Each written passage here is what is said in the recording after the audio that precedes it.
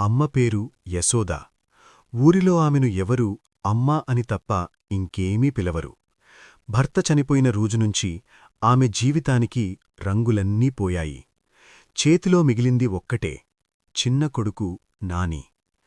యశోద రోజూ తెల్లవారుజామునే లేచి ఇళ్లలో పనిచేసేది. మధ్యాహ్నం ఆకలితో తడబడినా కొడుక్కి పాలు అన్నం మాత్రం సమయానికి పెట్టేది. నాని అడిగేవాడు, అమ్మా, నువ్వు తినవా? ఆమె నవ్వుతూ చెప్పేది, నేను తర్వాత తింటారా?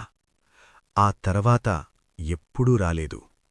ఒకరోజు స్కూల్నుంచి వచ్చిన నాని జ్వరంతో వణికిపోయాడు. రాత్రంతా అతని తలపై చల్లని గుడ్డ పెట్టుకుని యశోద కూర్చుంది. నాని నిద్రలో మెల్లగా అన్నాడు, అమ్మా, నన్ను వదిలిపెట్టకు. ఆ మాట విని ఆమె గుండె చీలిపోయింది. నిన్ను వదిలి నేనెక్కడికి వెళ్ళన్రా అని అతన్ని గట్టిగా పట్టుకుంది.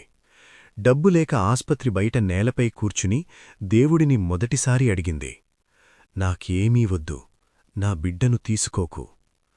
కాలం గడిచింది. నాని బతికాడు. కాని యశోద శరీరం రోజురోజుకీ బలహీనమైంది. అయినా ఆమె ఎప్పుడూ కుడికి ముందు బాధ చూపలేదు. 10 సంవత్సరాల తర్వాత నాని మంచి ఉద్యోగం సంపాదించాడు. మొదటి జీతం తీసుకుని అమ్మ దగ్గరకు పరిగెత్తాడు. అమ్మా, మన కష్టాలన్నీ అయిపోయాయి అన్నాడు. యశోద అతన్ని చూసి మెల్లగా నవ్వింది. ఆ నవ్వే ఆమె చివరిది. నాని అమ్మ చేతిని పట్టుకున్నాడు. అది చల్లగా ఉంది. ఆ క్షణంలో అతనికర్థమైంది, తల్లి తన జీవితమంతా ఇచ్చేసి తనకోసం శ్వాసకూడా దాచుకోలేదని.